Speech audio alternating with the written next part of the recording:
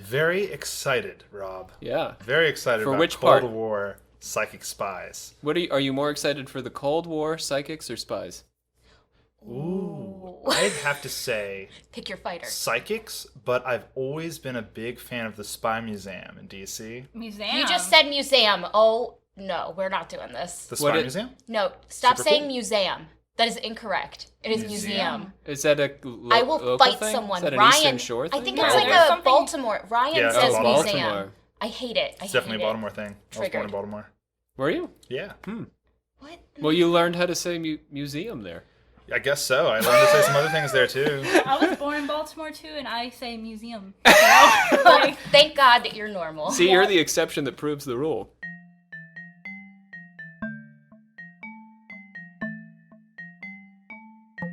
For roughly 20 years, the United States government, in the form of the Central Intelligence Agency and the military, endorsed the reality of out-of-body experiences and psychic visions.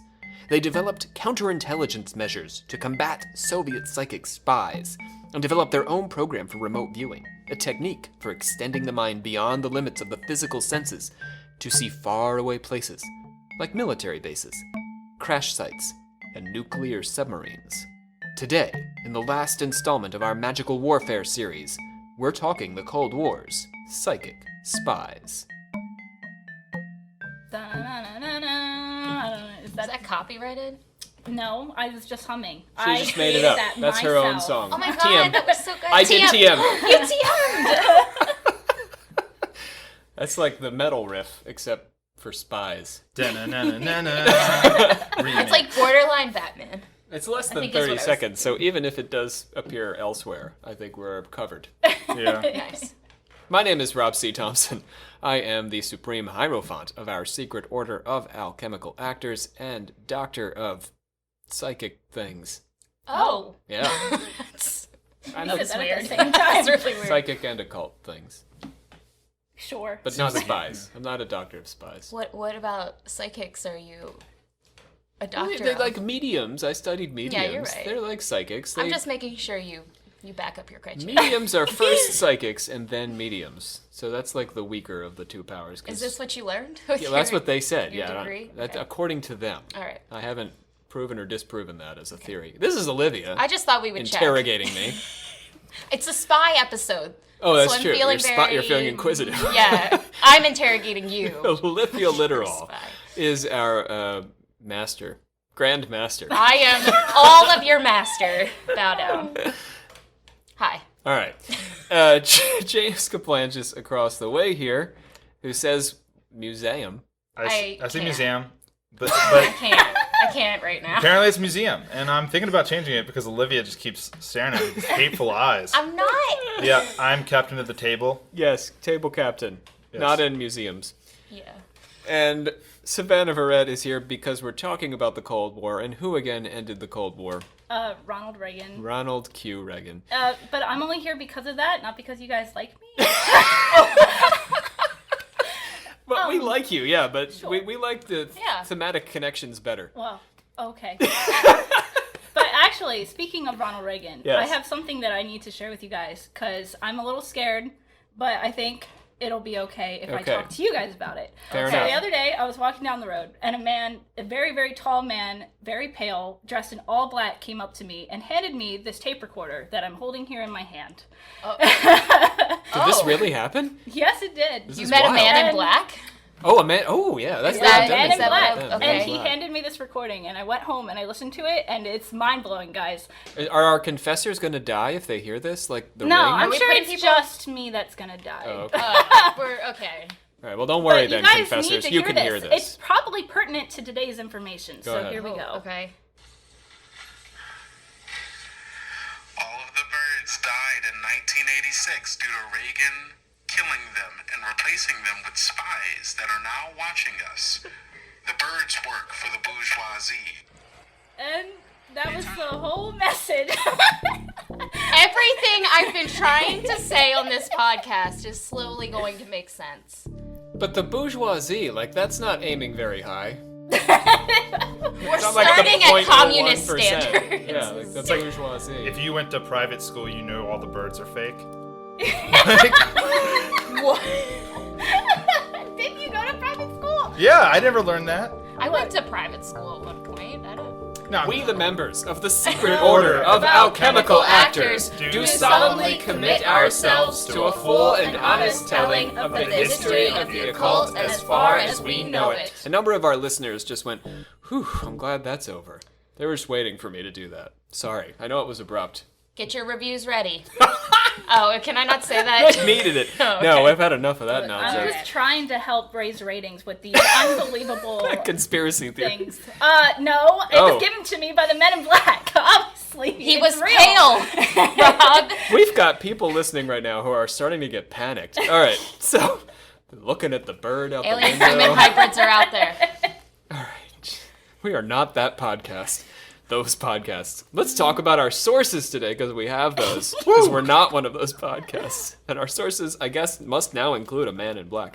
Yeah, we have Or- to source that. or YouTube. That tape. Joseph McMonagle's Mind Trek. F. Holmes Atwater's Captain of My Ship, Master of My Soul. Oh. Jim Schnabel's Remote Viewers, The Secret History of America's Psychic Spies. So those are our main sources for today. I did collect as many books as I could from actual Cold War psychic spies, and all of these books, except for Schnabel's, are by actual Cold War psychic spies. Schnabel isn't a. He doesn't have the name for it. He's like a journalist. Yeah, it definitely has yeah. a journalist name. F. Holmes Atwater, right? Like there's a That's guy a who good worked name, yeah. who worked in Secret Ops. There we Okay, go. let's talk. Oh, we're in the plugs, by the way. Plug, plug, plug! I was late. Well, you didn't. You literally just told I me we didn't were in the mention it plugs. because we were talking about birds. I was all thrown off.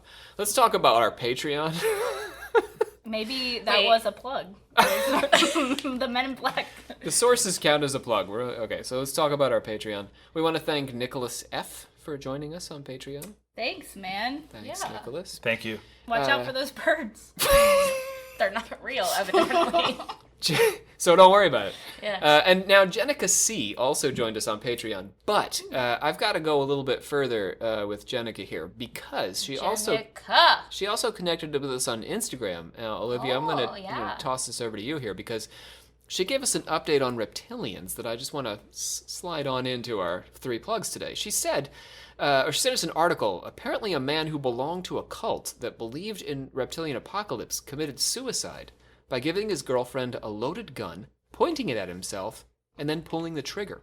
Olivia, we're gonna tease our audience here. We're gonna let Olivia respond to this at the end of the episode. I'm gonna tease ya. I just want to plug today's voice impersonators, our alchemical actors Brandon Walls and Sean Priest. We usually talk about them at the end of the episode, but I need to point out, because some of the people who will be impersonating today are alive, that they are our actors playing them. They're not actually the people. Oh. We always do that. But usually everybody's dead, so we don't have to tell you that we did it. You know? It's like, Yeah. But now we have to say it because people are alive. guess we do cover a lot of old shit. Everyone's dead. Can I say this? That's a way to say it. Yeah. Well, anyway. Let's get started. Ingo Swann was an artist who had first made contact with the scientists Harold Puthoff and Russell Targ at the CIA-backed Stanford Research Institute in 1972, also known as SRI. Those names are all ridiculous. Just You and the names. tell me those Got names a do name not sound thing. fake. He'd impressed Puthoff by altering the output on a magnetometer buried inside a concrete wall, which he did by attempting to get a psychic grip on it. What is this sentence? But he did it. Okay, so Ingo Swann goes to the CIA. Tell me that name just...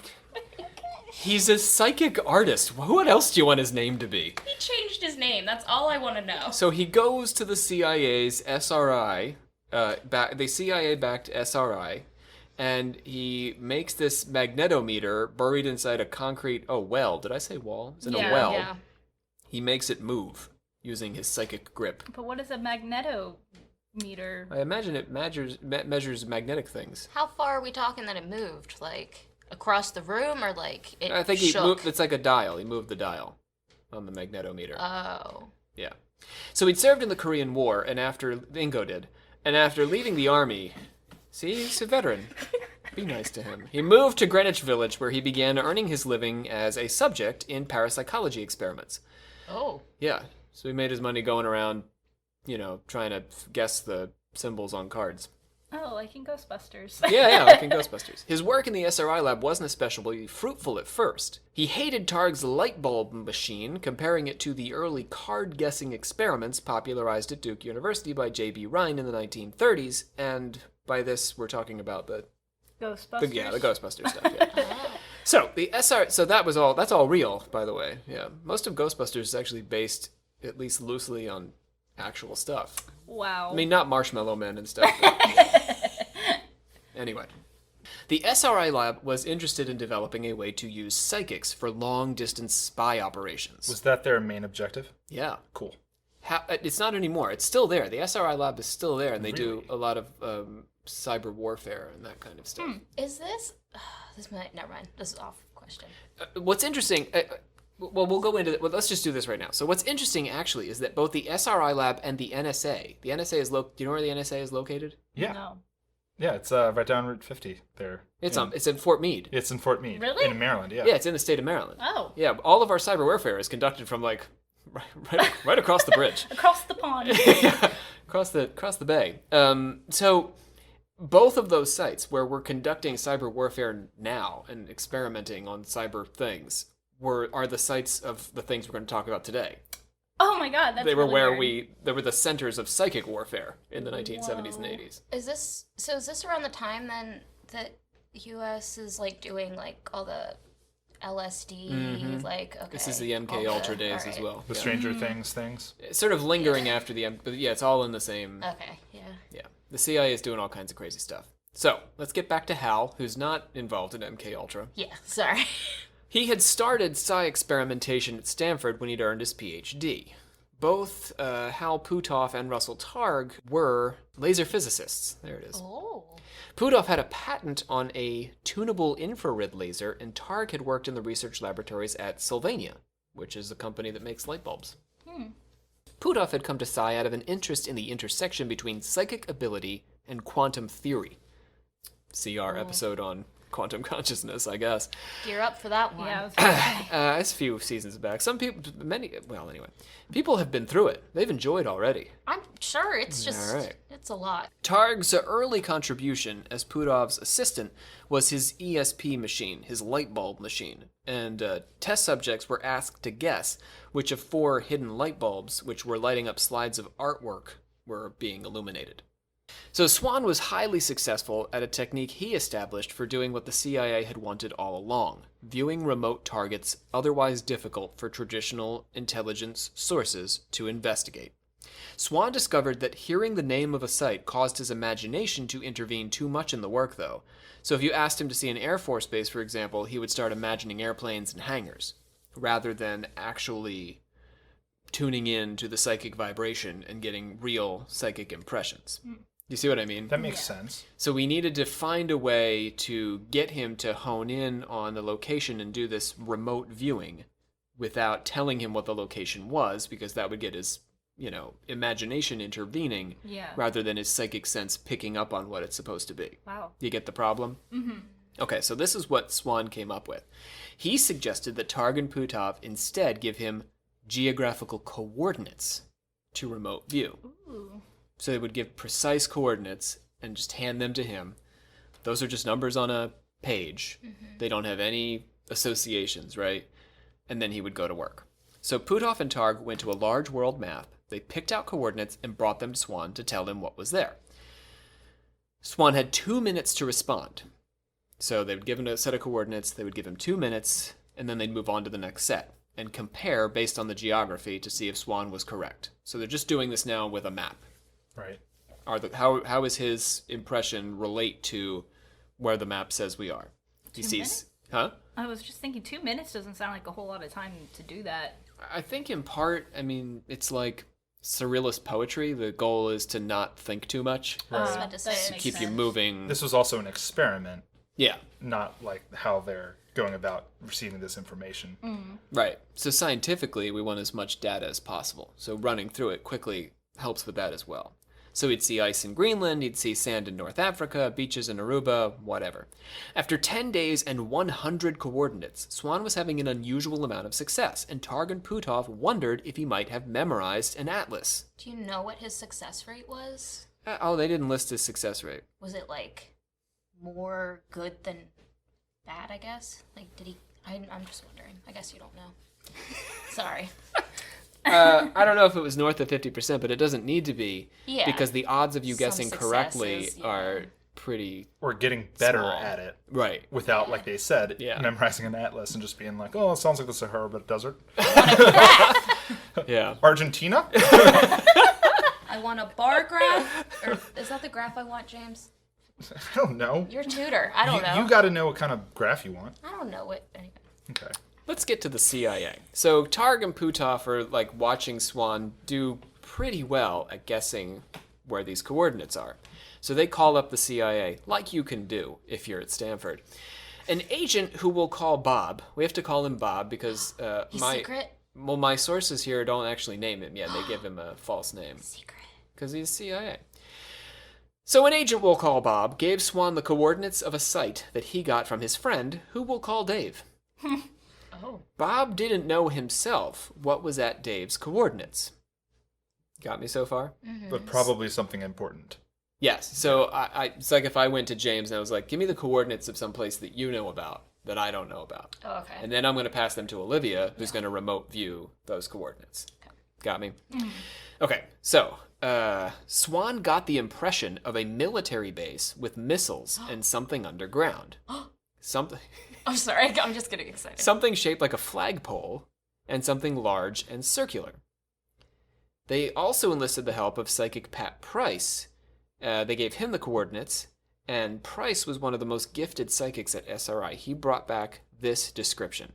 Oh, this is a different guy. Yeah, so we've got Swan doing this, and Swan gets all these impressions, and then they've got multiple psychics, because it's the Stanford Research Institute, and they got psychics just, in drawers. Is Price like a veteran of this place? Like, is he good? Price has been like... around, yeah, and Price is one of like 2 or 3 guys who are the best of the best. Okay, so let's hear a little bit from Price. I perceive that there's a peak area that has a large underground storage area. There's a road that comes up the backside of the mountains on the western slopes, fairly well concealed and deliberately so. It's cut under trees where possible. It'd be very hard to detect if you were flying over the area. It looks like a former missile site. The bases for launchers are still there, but the area now houses record storage areas like microfilm and other filing cabinets. And as you go through the underground area through the aluminum rolled-up doors, the forest area are filled with those records. The temperature is cool and it's fluorescent lighted. Personnel, Army 5th Corps Engineer Major Sergeant Long on the desk placard on a gray steel desk. So that's the level of detail that Price provided. I mean, that's a direct quote of the kind of information that Targ and Puthoff received from this guy.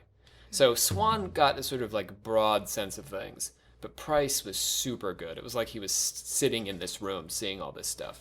All right, so let me go back to Bob and Dave. Remember Bob and Dave? CIA agents? Yes. Okay. I would watch their sitcom.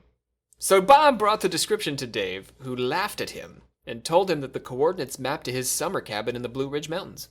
Dave played a trick on him. Yeah, Dave got him. The psychics had failed spectacularly. But Bob was curious that both Swan and Price, separately, had conjured images of a similar location. So he started asking around about the area to see if there was something hidden in the Blue Ridge Mountains, right around Dave's summer cabin, that might match the description, right? Because in the government, nobody talks to each other. So the CIA is not necessarily aware of all of the military's secret research facilities. Everything's on a need-to-know basis, right? The Pentagon came down on poor Bob like a ton of bricks, accusing him of being a Soviet spy. How had he known, they asked him, about the existence of their secret, mostly underground, Navy communications base? He had a hard time convincing them, although ultimately he did, that he'd gotten the information from a pair of psychics. Wow. Can you imagine being Bob? No. That sounds awful. Yeah, here comes this general calling you a Soviet spy, and you're like, no, it was the psychics. Dave is just like, oh man, I'm sorry. Dave's like, oh man. Dave is not making eye contact with Bob for a little while. Dave's trying to keep his job. In May 1978, Puthoff got a fax from the military. So back at the SRI lab, we're getting a fax. They were looking for a Soviet Tupolev 22 bomber that had gone down somewhere in Zaire.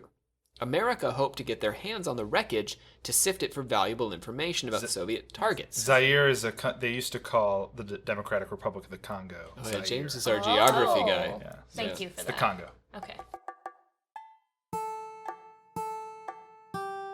We're in Zaire, also known as... The Democratic Republic of the Congo. Yes. And America's trying to get their hands on this Soviet plane that's gone down there to gather, whatever they can from it. So, spy satellites have failed to detect anything useless. So they call up the SRI. Useful. Useful. You said useless. They failed to find anything useless? Or useful. They failed in both regards. So they call up the SRI. And this guy by the name of Gary Langford is working there as one of their psychics, pulled him out of the drawer, and he detects a river in a jungle. He sees the plane partially submerged and sketches the location. Dale Graff, who's an Air Force physicist, had formed his own team of remote viewers, and one of his viewers created an overhead sketch that, combined with Langford's drawing, helped them to locate the aircraft. Jimmy Carter, president at the time, was briefed on the discovery, and he asked them how they got to it so quickly.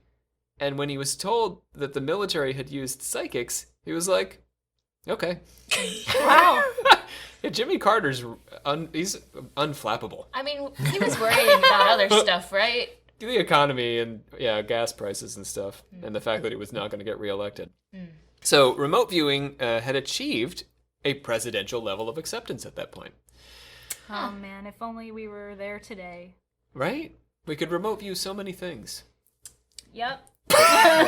I still kinda I have can. a list of things that I want to remote view. I just can't because Trump says no. Right. So Trump took our psychics. Well, it was like the 90s. Then Clinton took our psychics. All right. It could have been Bush. So at the time, Who took our second? we'll find. I've written this episode, but I don't remember. So we'll get there at the end. Cool. It's a Thank God. surprise. It'll be a surprise for everyone, I including need me. closure. At the time, the Defense Intelligence Agency, DIA, was taking an interest in remote viewing, and the CIA, Central Intelligence Agency, was losing interest. So the military is trying to pick up where the CIA is leaving off. The CIA believed the results of remote viewing were neither strong nor consistent enough to keep up their relationship with Puthoff and Targ and SRI. Super psychics like Pat Price were rare, and so a remote viewing program would require developing ordinary citizens' abilities, which would take years of research. So, we're only relying on a few guys. We can only remote view so many places. We got to create a whole army of remote viewers if we're really going to make this a thing. You gotta mass produce it. So it's not going to work out so well. So the CIA is unwilling to invest any further in remote viewing. Luckily, the DIA, the military, is interested in picking right up. And they organized the disparate remote viewing efforts under a single code name, Grillflame. So there was Dale Graff in the Air Force, and there were these different pockets of remote viewers, and they pulled them all together under Grillflame. Grillflame. oh wow, that's the most American thing I've Right? ever heard. Right. Especially for the 4th of July, right? Yeah. This is our 4th of July episode, more or less. Our 5th of July episode. Were they but- all dads? They were like, let's get cooking. They probably were. Let's heat things up. They were mostly dads. So the work was initially labeled Gondola Wish, What are these? which How'd does they not go sound from- very American. No. I like Grillflame. Gondola Wish. And then they moved it to Grillflame, and then Center Lane, and then Starburst, and finally Stargate. Those are all the code names for the remote viewing program over the years. Stargate. Starburst? Starburst. Then they got copyrighted by Starburst, and they had to Yeah. change it. Said TM. Right. I don't really know the history of Starburst, so Stargate. So that's canon. Yes, we've just established it. Now, Occult Confessions has established the official history of Starburst. Like someone was like, let's call it Starburst. And then everyone was like, Gary, shut up. Like, like. Because it's the military. He's like Yeah. surrounded by 5-star generals, and for some reason he's Yeah. in the middle of the table making starburst motions with his hand, making Oh, jazz yeah. hands and saying Starburst. I think that the popular name is really Stargate. I think that's what Yeah. you would Google if you wanted to Once Google you it. said that, I was like, So Lieutenant F. Holmes Atwater believed that he was personally destined to start a program in remote viewing for the United States military. And in fact, seems like he was. So Atwater had first read about remote viewing in the book Mind Reach, which was written by our SRI scientists, Targum Putov. In 1977, he had just been assigned to the Intelligence Corps when his commanding officer asked him specifically what he'd like to do. He told the lieutenant colonel that he'd like to look into the counterintelligence implications of remote viewing, and eventually wound up at Fort Meade, in our home state of Maryland. He was assigned a desk that had belonged to a Lieutenant Colonel Sotko, and given the first task of cleaning it out. What did he find, Rob? I'm glad you asked, James. In his bottom drawer, he discovered 3 reports issued by the Army Surgeon General, who was apparently at this time was in charge of parapsychology. And these were on Soviet parapsychological research. he just left these in his. Just left them. Okay. So, one report estimated that the Soviets were conducting research into telepathy and telekinesis in as many as 20 different facilities at a cost of around $21 million a year. Holy crap. Whoa! Yeah, the Soviets were way into. Now, we don't know if this was true or not, but the Army believed that they were investing $21 million a year into this. So, let's talk a little bit about the Soviet experiment, shall we? 'Cause Okay, yeah. Yes. Yeah. I need to warn you. Oh. It's going to get dark really fast with We're the here. Soviet experiments. Yeah. Okay, one story told of communication between a submarine and psychics. Soviet parapsychologists bragged of being able to disrupt other psychics' communications. So you could interrupt the remote viewing of other psychics. Psychic war. Yeah, psychic warfare, yeah. Didn't something like that happen in a previous episode? Was it? Recently, we talked about someone in psychic warfare. Well, I was mean, it we just did Bob Dion Fortune. She did psychic warfare. Oh, That's that what was it what it was. Okay. It was like. Because they would all sit in the house and, like, stop people from bombing Yeah. their house and stuff. Get that Nazi group mind Yeah. all Oh, cleaned that's up. right. They did say that they believe that they helped bring Hitler down, right? So Dion Fortune sets up the sort of precedent for us to conduct psychic, interruptions. All right, let's get to the gross stuff. Soviet parapsychologist Eduard Nomov described an experiment involving, none of you are ready for this, bunnies. Oh. No. The mother rabbit had electrodes implanted into her brain, and her babies were taken out to sea and underwater in a submarine while she remained on shore in a lab. At an appointed time, the bunnies' necks were snapped Aw. to see if there would be any psychic response in the mother rabbit. They repeated the experiment torturing kittens also with electroshocks. Stop. Okay, now we have So to bear a couple sad. of things in mind about this. It is a sensational story, but we are also in a period where villainizing the Soviets is pretty standard. Oh, that is true. So, I mean, the cold dead eyes of Vladimir Putin, like, maybe they really are. Maybe the KGB really is this rough, but maybe it's just American imagination about, the enemy. Like, why bunnies and kittens? Right, this is the most incendiary report you could possibly conjure. Like, puppies is the only thing I was about left to say out puppies here. Yeah. is too far. Yeah. The public cannot Could take not it. do puppies. Did they figure anything out? Apparently, they figured out that they should spend $21 million on continuing these activities. That rabbit was a really good psychic, I guess. I was about to say. Another of the reports Atwater found, so our guy who's founding this defense military program, detailed the work of a Project Stargate, researching the military uses of remote viewing. This research had been conducted at the SRI, again with Targum Putov, who, as you'll remember, that's how Atwater got into this in the first place. He read their book. So for this guy, he's sitting at this desk, he's reading about these bunny experiments, and he's also got this report from these 2 guys whose book he read and who he thinks are super cool. He's already their super fan, and their report is right on his desk. So his commanding officer told him that the general in charge, General Ed Thompson, no relation, had been interested. There's a lot of most Thompsons in the common world. last Yeah, name. well, Smith. No, yeah. We're second. Had been interested in maybe Johnson. So General Ed had been interested in remote viewing, and told him to keep the documents on hand. So that's why Satko hadn't given them away or gotten rid of them or shredded them. It's because the general in charge was like, no, I think there's something to this. So you keep those. In the bottom drawer. Right. Of your desk that you're going to leave behind. For the next guy Who I'm going to tell to clean out your desk. who is destined to start this program, we'll find. What if he just missed them? Like, he just, like, didn't clean up the desk. Got everything but those. There's an alternate universe where that did happen, and we wouldn't have this podcast. So. Right. We wouldn't have this episode anyway. Next, the U.S. Army Missile Command at Redstone Arsenal in Alabama requested support from Operation Security, and Atwater joined as the junior member of the team sent to assess their security risks. They conducted their investigation and gave their report. Things like whether it was possible to fake an ID badge and sneak into the site, and whether their NASA display made them vulnerable to intelligence threats masquerading as tourists. That all sounds probable. Your basic... So this is what they did. They went But not around and did against- these. But not against psychic infiltration. Now, okay, now here, this is the interesting thing, James.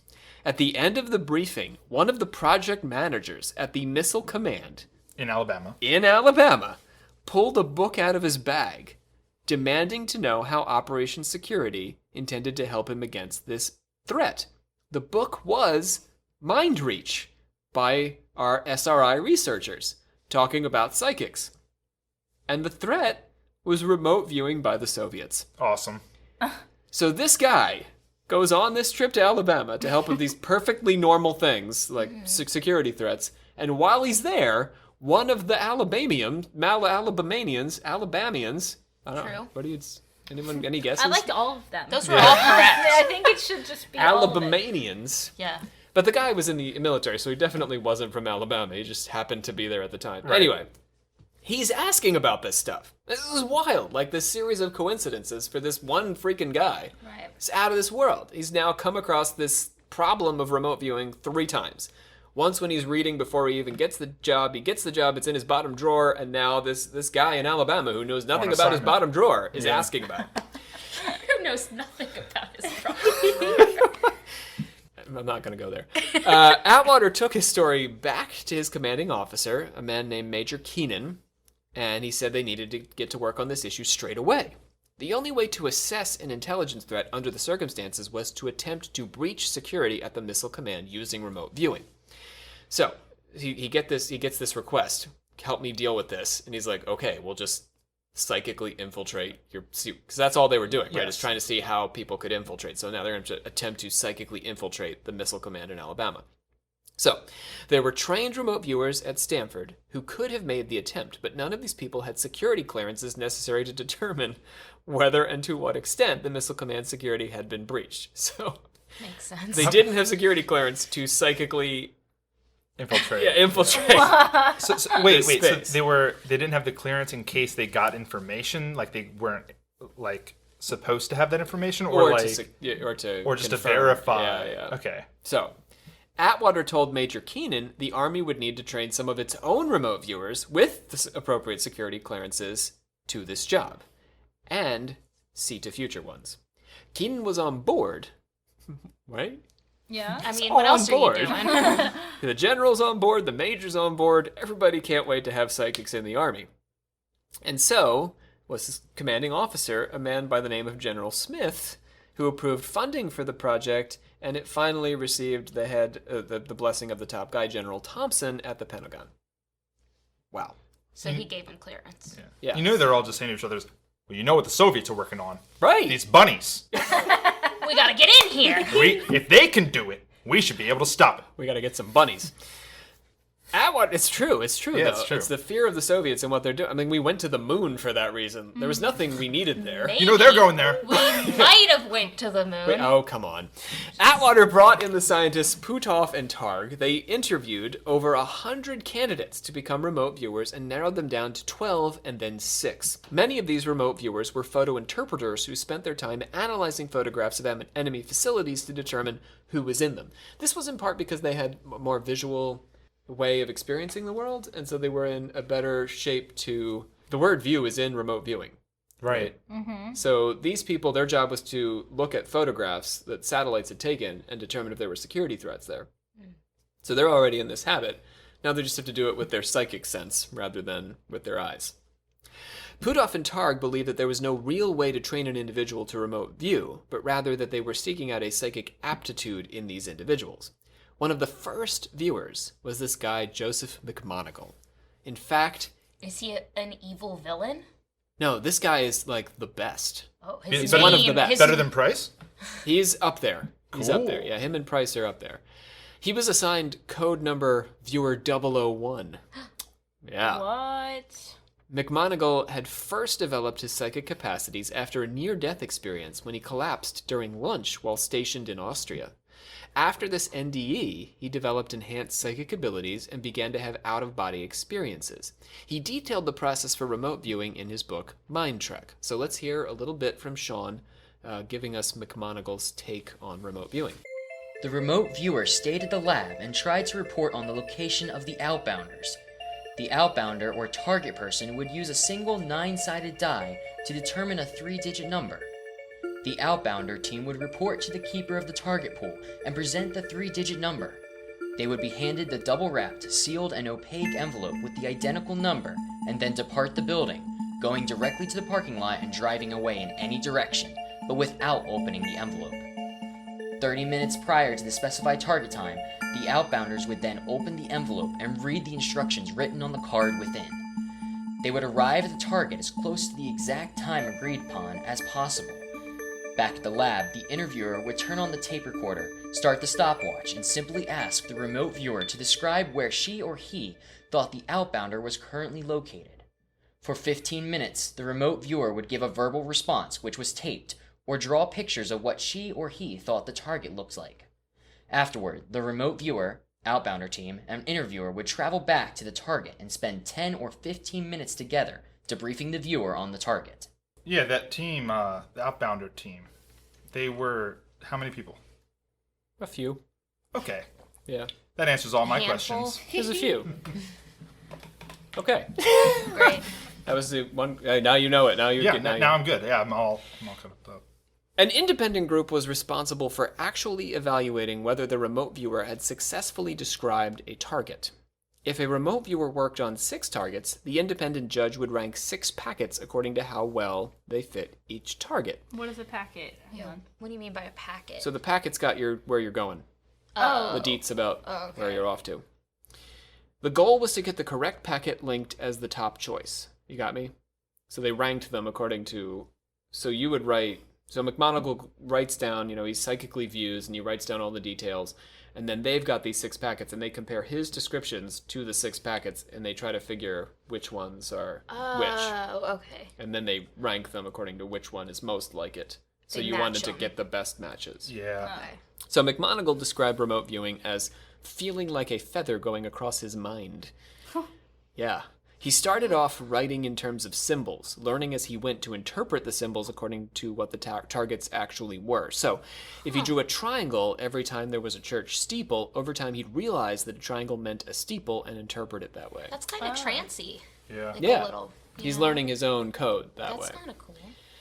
This opened his ability to go deeper and develop more detailed pictures as his skills enhanced. The need for symbols comes down to the fact that our conscious mind does not share a common language with our subconscious mind. Let's hear McMoneagle talk a bit about this. What the mind does is different from what the brain does. The location of mind is not established, only that the brain is required in order to communicate with it. The mind is comfortable in the physical reality as well as the spiritual oblique or non-physical reality. Consciousness is like a sliding glimmer or speck of light that slips and slides throughout both realities. I believe the subconscious is the gateway to the great unknown, that it is the fertile ground from which the psychic information comes. It has access to all knowledge, all realities, all possibilities. The exchange of information between the subconscious and the conscious is the single filter which causes more problems than anything else with regard to understanding psychic information. Why? Because at the very threshold of knowing, communications seem to break down. There is no agreeable language between the consciousness and subconsciousness, no shared or common reference points. So that stuff should sound a little bit like our consciousness discussions from Series 3, which we've already brought up. Oh, for good reason, yeah. Plug. Right? It's so difficult talking about that stuff because it just hurts my head. Yeah. But I like it. but it scares me. Yeah. He's really thinking about consciousness the same way as Myers does from that series, where there's this sort of like dark pool of understanding, and our consciousness moves through it like a flashlight, illuminating different parts of it. Or slips through. Ah, That's what he said, yeah. Ever He said since- elegant. Ever since we've had that black pool discussion, there's a lot of times where I'm like, I don't know how to do something, so instead of doing it, I will just like stop and like go to sleep or do something else and then come back to it later. How's that working out for you? Sometimes it works. Good. It helped with Cthulhu a lot. Oh, there you go. So- Art, yeah. When you're making art, I think it's a very useful tool. Mm-hmm. Or making math. Yeah, I was going to say math. We don't make that here. So, remote viewers are often trained with Robert Monroe at his Monroe Institute in Virginia. Monroe, He's got his own. you know, his own institute. He was a radio executive who developed audio technology, which he called hemispheric synchronization, that facilitated listeners' ability to have an out-of-body experience. So you put the headphones on you, and this is what he did for McMonigal and a lot of the different guys who were working with the DIA, because, you know, he was in the Blue Ridge Mountains, basically. He's in Virginia, and they're only at Fort Meade, so it's pretty close. Just on the other side of DC. Right, so they would go down to train their remote viewing senses. So that's the subject of today's brief history. Oh. Ooh, yeah. We're going to be talking We're about here. hemispheric synchronization. He did not pick an easy thing to say. I was about to say, hemispheric Sounds fancy. He could have shortened that one. If you want to make your Hemispheric. psychic craziness sound serious and scientific, use big words. Hemsync. There we Yeah. go. It is hemsync. You're right. That's Done. already. We're going to get there. Hemisync, Oh. actually. Is that what they end up saying? Let's bring Brandon on over to do this brief history. Brandon. Oh, that was exciting. And he's here. Hello. All right. Da-da-da. Let's get to it. All right. Brief. Olivia's like, One Direction from the Grandmaster. This one actually isn't very long, so it is actually a brief history. No, it's Very fine. good, Take because my command is history. together. A brief history of hemispheric synchronization. Ooh. Robert Monroe began his career by designing a flight simulator. His interest in aviation led to the creation of a radio program meant to encourage children to take an interest in airplanes, and he went on to create his own radio production company. I imagine it was like Thomas the Tank Engine, but with airplanes. planes? Yeah, with That was a planes. thing. There was a show like By that. this guy. And they were way creepier than Thomas. Those was. things were terrifying. The company developed 28 programs, mostly radio dramas and quiz shows. Yeah. He became increasingly interested in the use of audio to influence consciousness, particularly the use of tapes to learn while sleeping. That took a very quick turn. That's scary. He went from quiz shows to to prepare for a quiz show. You can listen to tapes in your sleep. Hemisync, or brain synchronization, was his major breakthrough, which he patented in 1975. How do you patent? Damn. 1975. You have to finish the date, Brandon, before you ask a question. Oh, fair enough. 1975. You know it now. Go ahead. Yeah. How do you patent a? Because it was like a series of tones. Oh, okay. Yeah. It was like music, Oh. right? But But not. what you patent is not just the music, but its use. So you patent the whole thing. I see. Like if you came up with a way to use a light bulb that nobody's done before, you could theoretically Really? patent it. Yeah, or like Velcro that doesn't make noise. Ooh. Oh. Did you do that? No, I was in Garden State. Made loads of money, fictional money off of that though. Come on, Brandon. In a hemisync session, patients or clients wear headphones and a series of sounds induce a new pattern of brainwaves which Monroe believed was the brain producing its own sound or binaural beats. A later study by the SPR comparing electromagnetic to air headphones demonstrated that it's actually the magnetic waves produced by the headphones rather than the sound that causes the change in the person's Oh, consciousness. bummer. Yeah, right. But at least there's still a change in your consciousness. Yeah, that is cool. Yeah. The technology has been used for sleep induction as a learning aid and has even been successfully tested as a substitute for fentanyl in surgery. I don't want to get knocked out to just... No, I'd rather... Beats? To The beats. Yeah. It's probably safer than fentanyl. Maybe, yeah. But you might wake up during surgery. Just go back to the beats, man. They just put the headphones God. back on, just like, shh, it's okay, buddy. All right, listen to the beats. It is also known to induce altered states of consciousness, and members of Project Stargate, including McMonigal, were sent to the Monroe Institute to enhance their ability to accomplish remote viewing. Nice. And that's a brief history of hemispheric synchronization. Oh, it was pretty brief. Yeah, that was pretty deep. Yeah. nice and brief. Also history. So could you use this to, like, hypnotize someone in theory? Yeah, I think so, in theory. But it really was used by these guys to pop out of their bodies and float around some spaces. Or to make it easier for them to do it. It just seems like that Yeah, could but be they so would do easily... it while they were at the institute. Oh. Couldn't Yeah. this so easily be misused? If it fell So into many the wrong things could. hands. So many things could be misused. Like a fire extinguisher could very easily be misused. I'm just thinking about, like, MK Ultra. Go Low-key. on. So And what do you- just what do you how... mean? Oh, for like to like control I mean, the masses? those people at first didn't know that they were going to get fucked. So you could You know? hemi-sync someone. I'm just wondering if, like, people could have been doing stuff to these people and they wouldn't even know. Well, let me ask you this, Rob. Is this something that's like available? Like, can I I have not tried to go get find- this, but I bet you could. I bet As a you scholar, could Google maybe it you down. could? If it's patented, like, if If they it's patent patented, it... yeah, You might could probably pay a few bucks and get a hemi-sync tape. There might be newer versions of it. They'll send you a cassette though, because it's from the 70s. But then I need to buy a They'll send tape you an player. 8-track. There might be a newer version. I I'm want to kidding, download a I'm WAV kidding. file. They got that on MP3. Download a Like, wave file. Okay. So, Atwater prepared a report on the question of defensive strategies against Soviet psychic spies. So now we're getting to defense, inter-spy conflict.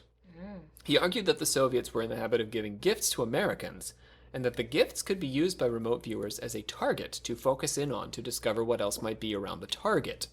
It's a bad habit. Oh. So in other words, Oh, like they give them gifts that are actually, like... so let's say you're a Soviet, and I'm like, hey, Olivia, Yeah. comrade Olivia.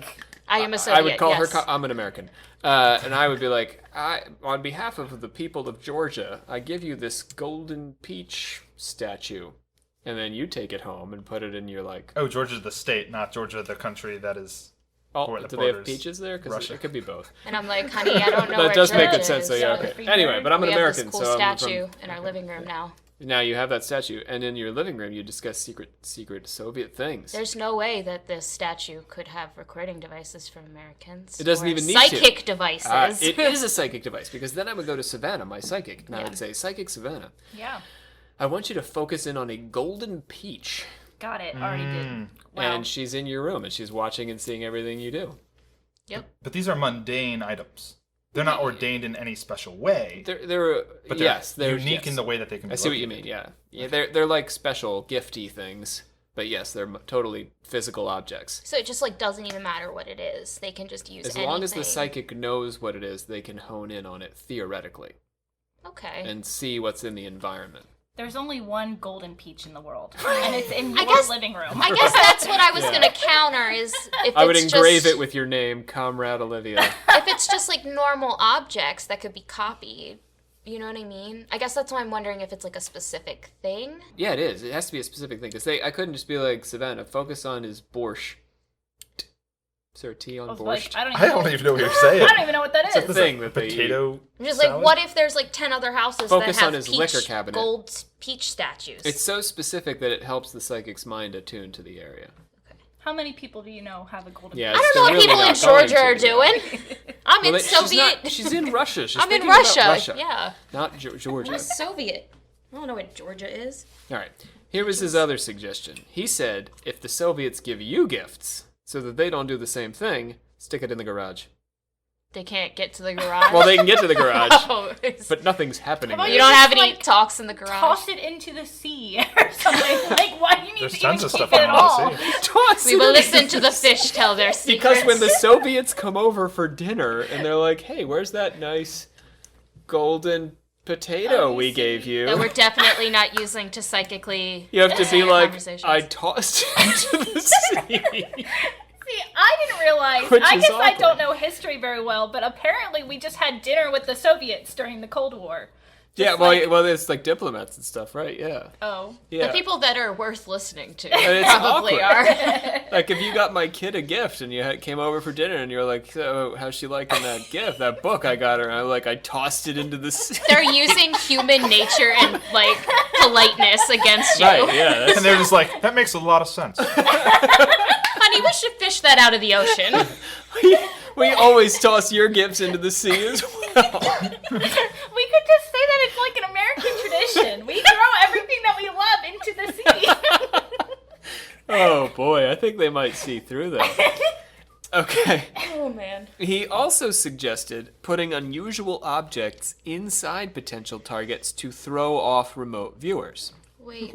I didn't even hear any of that. Okay, so it goes like this. If a remote viewer was attempting to view, let's say, a missile silo, and James is the colonel in charge of the missile silo, and I'm Atwater, and I go to him, and I'm like, there are probably Soviets trying to psychically view your missile silo, so here's what you're going to do. I'm gonna put a bunch of random shit everywhere. You're going to put up a bouncy castle right in Yeah. the middle of your silo.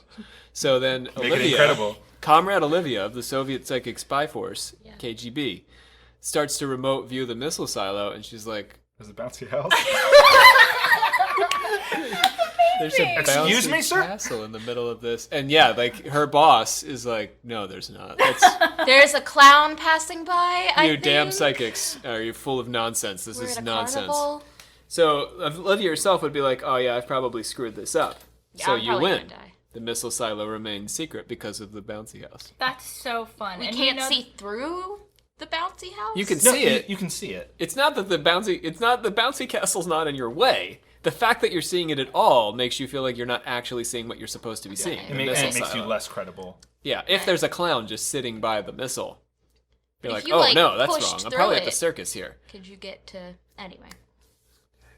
You know what I mean? Can You would push doubt through your the impression illusion? right away, though, and other people who hear about it. It's not an illusion. There's really a bouncy Or- castle in the missile silo. Well, okay, yeah, You'd have to be pretty confident in yourself that that's what you're seeing. Hmm. You know what I mean? yeah. And the people, your boss would also have to be really confident in your abilities. Right, Soviets. and I'm sure the moment you start to like falter in yourself, that's when it all probably starts to fall apart, right? Yeah, and your boss goes off Yeah. and kills a bunny. You're probably not in control of what you share with You made them me or kill a not. bunny. Sounds Look what like- you did with your bouncy houses and your circus clowns. I'll send the submarine out. I will kill more bunnies. I'll do it. So in late 1978, General Thompson and others at the Pentagon and CIA began sending intelligence tasks to the remote viewers, such that their mission shifted from seeking intelligence weaknesses in U.S. targets to actually conducting offensive spying operations. Finally. Right? The next year, remote viewer Mel Riley accurately described and Joe McMoneagle accurately sketched part of a Chinese nuclear device when they were asked to hone their abilities into a target in Lop Nor. Intelligence officials did not, as a rule, rely on remote viewing data alone to make their decisions because it remained highly controversial. That's good. 'Cause that they psychics, yeah. acknowledge that. But many solicited remote viewing data in order to reassure themselves of what they thought was at a given target and could verify in other ways. So they were like, we think there's a nuclear device here. And then the remote viewers are like, yeah. So they don't say that to the remote viewer, by the way. They don't come and be like, is there a nuclear device? They just say, what's there? And if they come back and say a nuclear device, it's confirming their suspicion. Can Oh, that that's pretty information be used to enact things, though?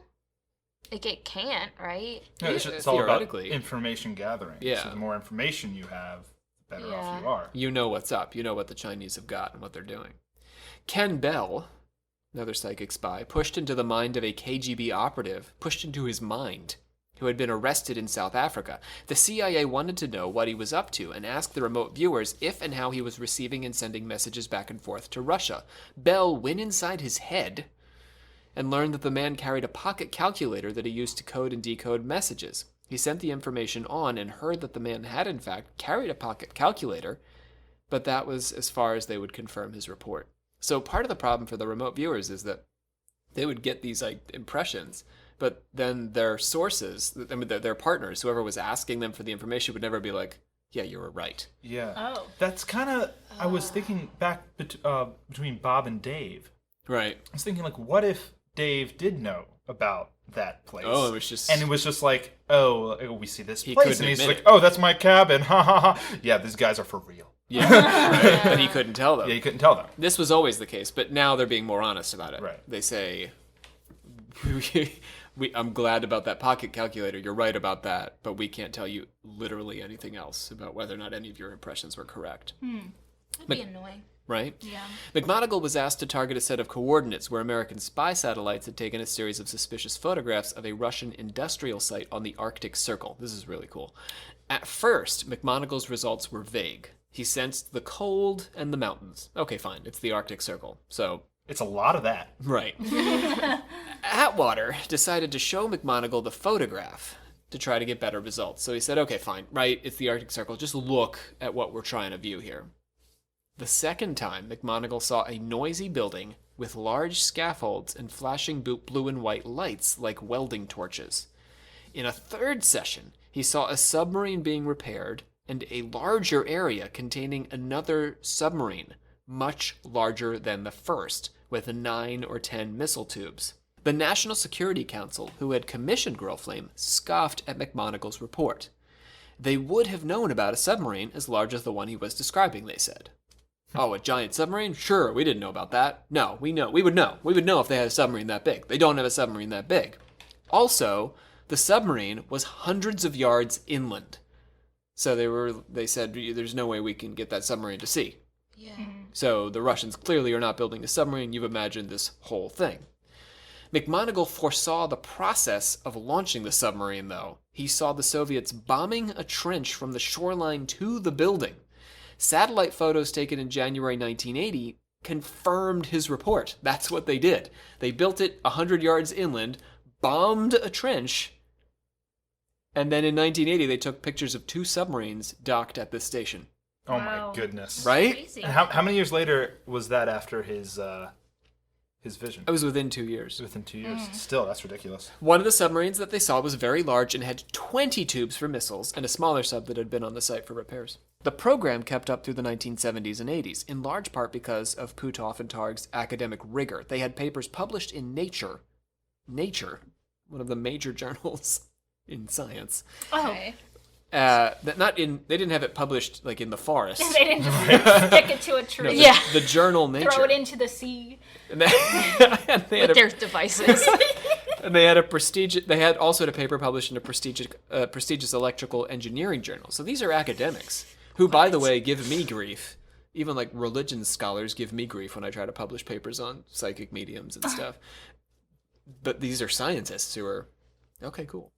The remote viewing program didn't necessarily thrive through the 1980s, but it became a steady part of the intelligence structure at Defense. It suffered its share of scandals. General Thompson departed as Assistant Chief of Staff for Intelligence in 1981, not because of any scandal, just because, you retire. He was replaced by General William Odom, who was no fan of the paranormal. More damaging, perhaps, was a paranormal enthusiast in the chain of command between Odom and the remote viewers. His name was General Stubblebine, What? I'm sorry? also known derogatively as General Spoonbender. I would have just called him by his regular name. I don't know which one's more ridiculous. So, in other words, just to get a Stubblebine. Stubblebine. We've got changes in the command structure, and that's going to affect us down the line. In the Not everyone's on You the same can- page anymore. Only be in the military with that name so that no one makes fun of you. Stubblebine and become a general. Stubblebine promoted a series of paranormal projects, not all of which had the same pedigree as remote viewing, but they suffered by association. He tried to get civilian psychics involved in Stargate. Bad idea, because they don't have that security clearance. He was forced out of his position after an incident involving a potential remote viewer named Doug Pemberton. While in training, Pemberton harassed a female trainer, and in a separate incident, stripped naked and began talking incoherently. He was taken to the psychiatric ward at Walter Reed Army Medical Center, where they discovered that he had an undisclosed psychiatric condition that he was aware of, but had concealed from the remote viewing team. So you're not really allowed to participate in remote viewing if you have diagnosed medical conditions. Psychiatric conditions. So that would have excluded him, but as it stood, the unit had drawn negative attention to itself, and Stubblebine actually had to resign. So I think they would have tested him at least before, though. I mean, gotten a report. I don't know. Like done a They test just took just his to word see for how it. he's doing. He is in the military. You shouldn't lie to the military. Even more so. He was replaced by Major General Harry Soyster, who had a perspective more like Odom's when it came to psychic phenomena, did not buy it. Remote viewers did not seem to be improving much at their craft either, and it was painfully difficult to tell when one was on and one was off. There was an embarrassing incident in which a remote viewer saw a car parked outside of the Capitol building with a nuclear bomb inside during, ready for this, Savannah? Ronald Reagan's State of the Union address. Oh, God, that's a big yeah, that's claim. a big day. Also, this is the first time Ronald Reagan has been mentioned at all. That is true. Well, we have been in the 70s. Now we've made it to the 80s. Okay. Welcome to Reagan. So Is that copyright? Reagan's given his State of the Union, and there's this psychic remote viewer who says, "Oh no! There's a nuclear bomb outside the Capitol!"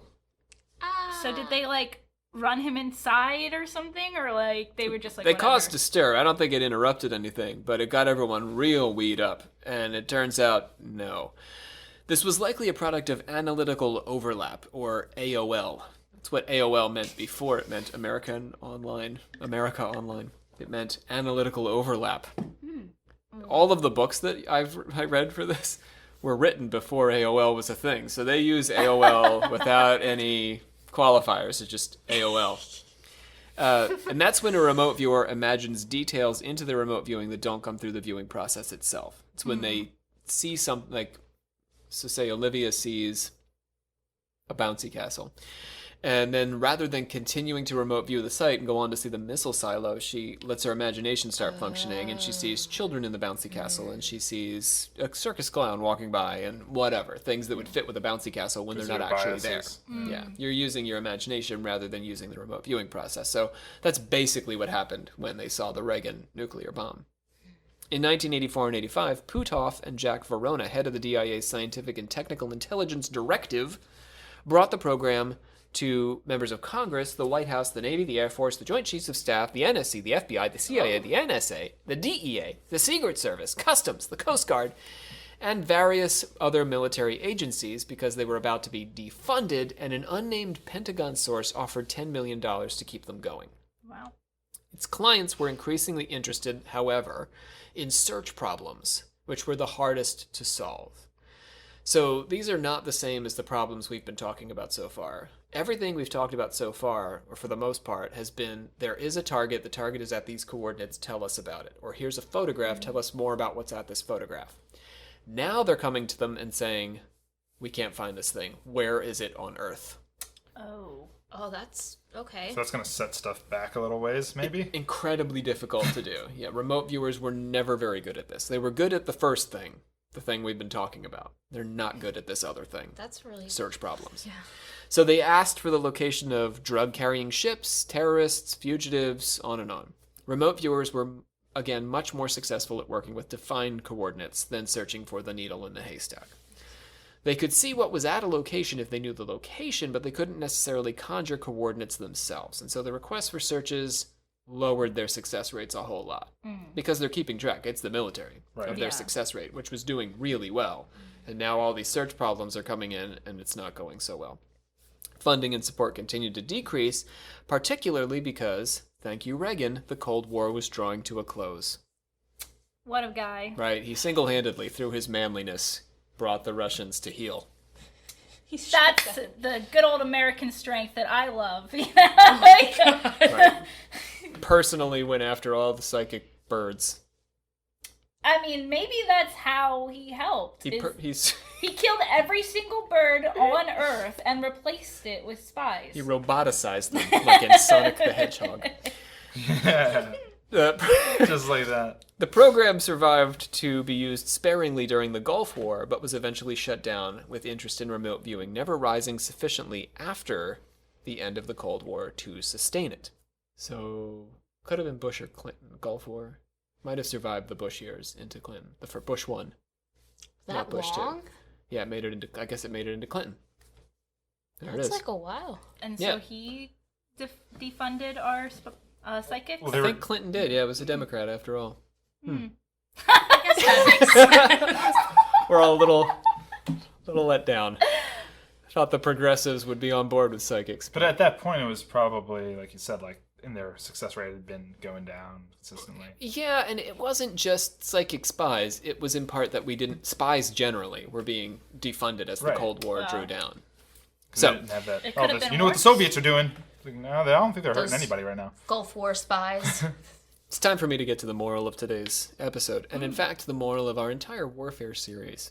Well, I don't know. The moral of some of our warfare series. So, despite its ultimate demise, for me, the important lesson today is that the CIA and the U.S. military were willing to invest millions of dollars in psychic spying over the course of 2 decades. This is a remarkable endorsement from major institutions at a time period that is too recent to be dismissed for its lack of scientific understanding. We talk about the 19th century a lot. Yeah. We're like, oh, those benighted fools of the 19th century with their hoop skirts. But here we are in 1980, 1990. We're wearing plaid and shoulder pads, and we know a bunch of science. We're like And about watch to be Thundercats. born, man. Yeah, we're all about to be born. Wow. Yeah, you guys are about to be born. So We missed all of it. this work was being run and promoted by physicists who successfully published on their research in major academic journals. Careful, intelligent, pragmatic people saw the certitude of the mind's ability to function beyond the physical limits of the body to the degree that they attempted with some success to utilize it for top secret intelligence operations. Right now, I feel like we're in a moment where there's a contingent of people, a growing contingent, that just think this is all nonsense. Yeah. But come on. Right? Come on. Yeah. Physicists, generals, these are the people who endorsed psychics. The history of Stargate offers a counter-narrative to the popular conception of psychic ability as a con intended to separate fools from their money. John Oliver, who I love, the New York Times, who I generally enjoy. Okay, it's a love-hate relationship, have both focused attention recently on psychic mediums, making the case that they are all liars and leaving little or no room for the possibility that there could be genuinely gifted people despite the presence of frauds in the culture. Serious people laugh at the idea that sensory input could come from any source other than their 5 physical senses. But psychic ability is, according to the CIA and the US military, a verifiable fact that really has only fallen out of their program because of the end of the Cold War. Well, why develop something that you can't really defend against? Right? Well, you can with bouncy houses. Oh, yeah, that's true. So, But then you got to look at all these extra expenses. Why you get a bouncy house? right. And you got all the, privates in there bouncing around. You gonna explain that to your superior? What is it? What's the pointy part of the gun? The bayonets, which apparently I believe they still have on their I was guns. about to say, Their bayonets are keep poking holes in the bouncy house, and they have to patch them. Okay, so let me get to we're getting to the moral, right? Yeah. The question becomes, how do we account for this discrepancy in our culture? The New York Times and HBO are saying psychics are nonsense, but the military said they're not. Psychic ability is, by definition, outside the mainstream. Not everyone possesses it, which we've heard, right? The sense itself, unlike sight or touch, is not a regular part of how we go through life, and we only reach out to it when we ourselves are at our limits, outside the mainstream of our own experience. In the Cold War, the dark shadow of secrecy cast by the Iron Curtain drove intelligence agencies on both sides of the simmering conflict to enlist extreme aids in their effort to find out what the enemy was up to. Psychics became a viable option because we were at the end of our rope. The same can be said for individuals searching for missing children, or soliciting the help of psychics or people who have lost to help people who have lost loved ones, or to attempt to bridge the separation caused by death through the help of a medium.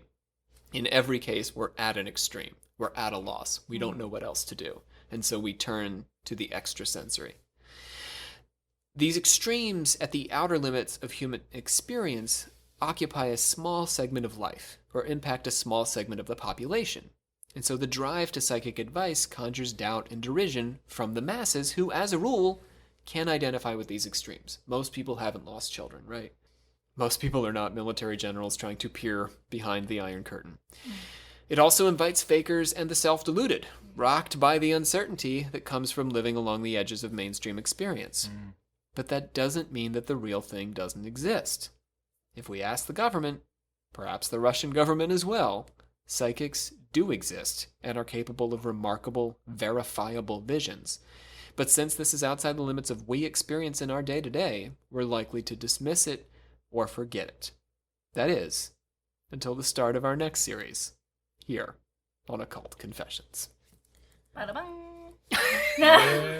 No, I watched that John Oliver report actually the other night, which Oh, was yeah? really weird. It just popped up on my YouTube, and it was a really good report, but it did kind of hurt watching it, being like he's not acknowledging that it could some of it could be real. He's right. Those people are fakers and liars. But Yeah. there are not fakers and not liars who... I guess it's easier because he was trying to prevent people from being scammed. Yeah. So I guess Right. it's easier to just Yeah. be like, none of it's real, don't do it. Which is like, don't buy any of that crap, but it's okay to think that some of it could be real, I guess. I don't know. Unless you're the CIA, right? Yeah. There's plenty of missing person cases that have been solved just through police finally being like, I guess we'll try a psychic. Yeah. It happens. There's like a documentary on either Netflix or HBO about that. It's called Psych. Oh, Lord. Is it? No, You can just as that's a easily TV show. find Oh. cases of people who consult psychics and they get bunk Right. advice, or they don't get anything. I spent some time, I listened to as many podcasts as I can because we do this, and I've spent some time listening to the Missing Persons podcast, and almost always some psychic comes in, and sometimes, I listen to them with my wife. She's into this stuff. She's not listening to this podcast. I was about to say. She listens to those podcasts, and sometimes the psychics say things, and I'm like, that's amazing, but it still doesn't answer the question. So there you are. All right, let's close this one up and move over into our order of confessors. All right, Olivia, let's hear all about this reptilian business, this cult. So you have looked into this. What do we want to know? Exactly.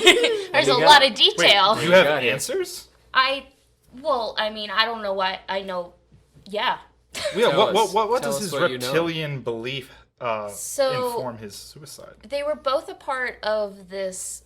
She says it's not a cult, but it was like an online cult done by this YouTuber. Her name was Sherry Shriner, I believe. She was in charge of the cult.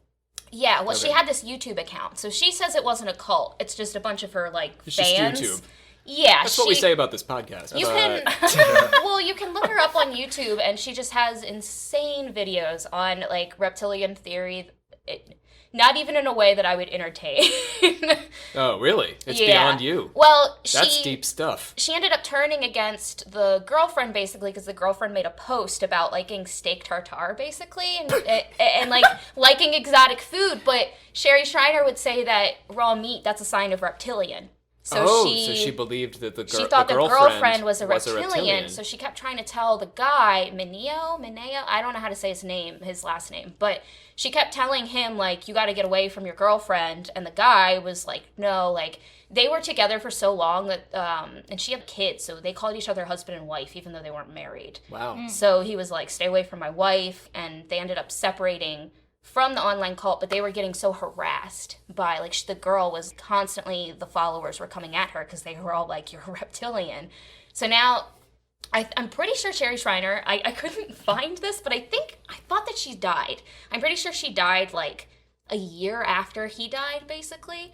But I'm not sure exactly, but I'm pretty sure. But you can still look up her YouTube videos. But she claimed that, like, she had nothing to do with it, obviously. But I still don't understand why he killed himself. Yeah. so They were being harassed. the girl, what's tricky is the girlfriend. I was looking at, like, a bunch of her statements, and one of the things that was really important to the case was, like, this girl didn't have any priors. She was, like, a mom of 3.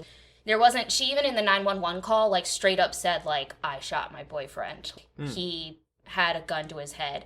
She made it sound like, I guess he was bipolar, or she was bipolar, or someone was bipolar and was off their meds, is what I read that in was another involved. article. But I don't know, that's only one article that I see that. So this was But just sort of like exacerbating the situation. yeah, the girlfriend made it sound like he was, like, having a breakdown, not being a part of the group anymore, like, having his lady targeted, like, he was, like, losing his mind. She said that he was teaching her how to use a gun for her own protection, like, against people, and, like, from the Shrinerites is what they call themselves, I think, the followers of Sherry, but yeah, and then he was, like, teaching her, and then turned the gun on him, and then made her pull the trigger, is her story.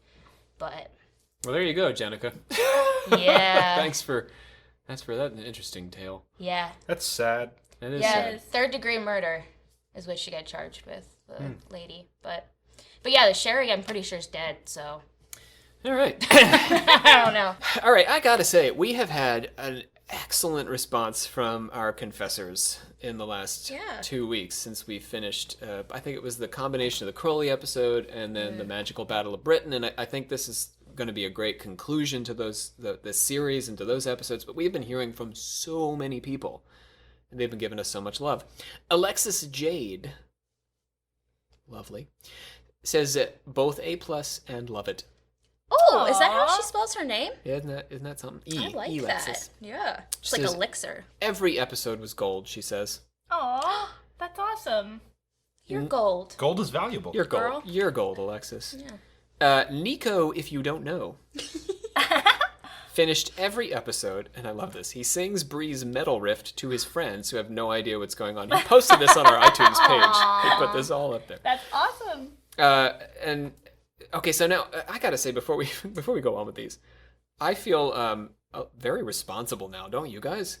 People are listening to every episode. Yeah, that scares me a That's little. 40 hours of us. I've said some bad things. I too feel like I've said something. We need to keep our game tight. Is that how you keep it? You Keep it tight. Tight. Keep our because we got people going through all episodes. These were not the first. These won't be the last. I hope not. Wise Now, words. don't listen to me. No one does. Oh, that's a mood. That's their username? Oh my god. He and I'm listening. I'm listening. Oh, we are listening. Don't listen. And they're listening. As a fan of history and the cult, Don't Listen says, Don't Listen finds us both entertaining and well researched. Oh wow. Aw, Yeah, very We're nice. listening. Very nice. We're listening. Eric And Acton. heard. Yes, listened and heard. Eric Acton Jr. is confirming that we have Google listeners. So we've got a couple of folks on Facebook Who knew? giving us some of that Facebook love. I just have a private message for Eric. Everyone else can tune out. Demonology is about 3 episodes away now, Eric, and we will be following that closely by Exorcism. Yeah.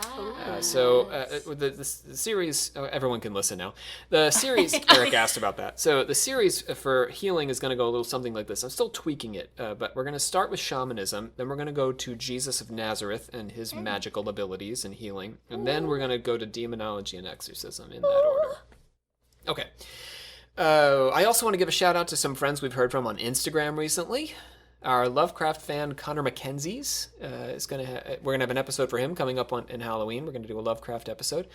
Also, Wald Trom, who had to pull over his car because he's found the nonsense portions of our podcast so amusing. Oh, what? Whoa. Are you serious? Yeah. We're gonna cause an accident. It's so funny. No, he's pulling over. He's fine. He's just pull over. responsible. Yeah, that's He's good. That's awesome. now we don't think we're that funny, but apparently Savannah thinks she's that. No. Wald Trom is he's just our kind of people. Wald, Yeah. right? Yeah. That's all it is. Humor is very subjective, and we have been hearing from folks who aren't quite getting our quirky sense of humor. Hate on me. It's just that he's our kind of people, and we're your kind of people, Wald. We're glad to have you. Also, Riley K. Jax K. Whoa. K. Sent us a heart in our DMs. She slid into our DMs. Slid into our DMs. Yeah. Hey, what are DMs, by the way? What is- Direct messages. Direct message. Oh, I never knew what You that. I old don't know what that person, meant. I you. know. She direct messaged Nice. us. I know, just to put a finer point on this, we are a quirky kind of podcast. We are. We chant at the beginning, and we talk about these quirky subjects. We chant at the end, too. We chant all the time. chant. So all this feedback we've been getting, it means a lot to us. We know when we're talking to you, however you find us, that we're communicating with kindred spirits, and that's a lot of fun. So please feel free, reach out to us, send us messages. I'm thrilled. I'm thrilled to talk to all of you, Shannon and Olivia and everybody. We just love to respond. Get on our Insta and talk to us. Slide into my direct DMs. messages. Slide right on in. James is actually wearing a shirt from Dematha Catholic. It says DM right on there. Yes, it does. Don't Wow. slide into their DMs. No. Ours. I mean, do it. well, if they have DMs, I mean, I don't know. they might want to talk to you. I don't know. Olivia, get us out of here. I hereby adjourn and declare closed this meeting of the Secret Order of Alchemical Actors till such a time as we get together and do it again. We want to thank Brandon Walls for doing our brief history and playing the role of Pat Price, and also Sean Priest, who was our McMonagall today. Our Harry Potter character. Oh no. I had to say it. Somebody is out there thinking, are they talking about the Harry Potter person the whole time? Yep. I don't even know Harry Potter that well. But And I now know they've that name. thought about it the entire time. McGonagall. until Is that now. Maggie Smith, Dame Maggie Yeah. Smith? Yeah. So, no, we've not been talking about Maggie Smith.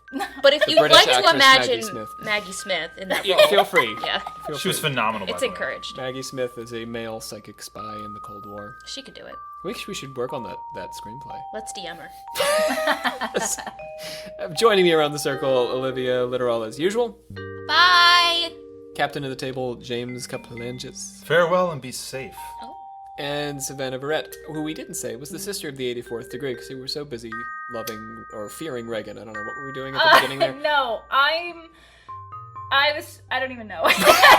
Trying to expose him because everybody needs to know about the genius of making birds spies, but also needs to be wary of birds being spies because the bourgeoisie is after us. Yes, those bourgeoisies, of which we are not a part. It's so... I had to look up what the bourgeoisie was when I heard that because I was like, what the hell is the bourgeoisie? We should have learned it in Rob's class. Well, Illuminati. I didn't take very good notes. So- On my bourgeoisie day. Every day. All right, let's talk about... So I did talk a bit about the next series. We are moving on. This is the end of our Magical Warfare series. Aww. Or to rest. It's been a good run. It's time to move on, though, to spiritual healing. And we're meaning by this term both physical healing through supernatural means and the healing of the spirit in some way. So that's why we will be talking about both shamanism and Jesus's healings in the Bible and exorcism and demonology. All these various ways that the mind and body can be healed using spiritual power.